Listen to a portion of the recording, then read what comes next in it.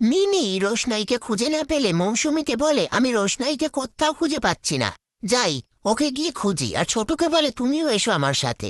এই বলে তারা রোশনাইকে খুঁজতে চলে যায়। এরপর রোশনাইকে কোথাও খুঁজে না পেলে সেই কথাটাই সে মিনি সবার সামনে বলে। মৌসুমী বলে, রোশনাই হয়তো ঘুমোচ্ছে, তুমি এসো খেয়ে নেবে। মিনি বলে, আমি রোশনাইয়ের হাতেই খাবো। এই বলে রোশনাইকে আবার খুঁজতে চলে যায়। তারপর আরণ্যক বলে, আমার খাওয়া হয়ে গেছে।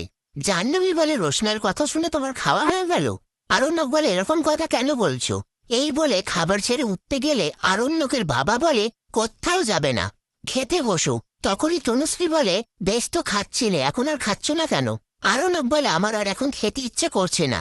এদিকে মিনি রোশনাইকে অজ্ঞান অবস্থায় শুয়ে থাকতে দেখে রোশনাইয়ের কাছে গিয়ে রোশনাইকে উঠতে বলে, কিন্তু রোশনাই কোনো সারা শব্দ দেয় না। ছোটু রোশনাইয়ের হাতটা ধরে বলে, ওর তো সারা শরীর ঠান্ডা হয়ে গেছে রে। কথা শুনে মিনি কান্নাকাটি করে আর আরণ্যককে চিৎকার করে ডাকে। সেই চিৎকার শুনে আরণ্যক ছুটে এসে রোশনাইয়ের অবস্থা দেখে বলে, ওকে ইমিডিয়েটলি হসপিটালে নিয়ে যেতে হবে। এই বলে রোশনাইকে কোলে তুলে নিয়ে নিচে এলে বাড়ির সবাই মিলে আরণ্যককে বলে, তুই ওকে কোথায় নিয়ে যাচ্ছিস? ওকে নিচে রাখ, আমি ব্যাপারটা দেখছি। কিন্তু আরণ্যক তাদেরকে কথা শুনিয়ে দিয়ে সেখান থেকে চলে যায়। তারপর মৌসুমী বলে, এত বড় একটা ঘটনা সবাইকে তো জানাতে হবে। তনুশ্রী বলে, কিছু ঘটনা নয়, বাড়ির একটা কাজের মেয়ে নেশা করেছিল, সেটা তোমার বয়স্ক মা বাবাকে না জানালে চলছে না।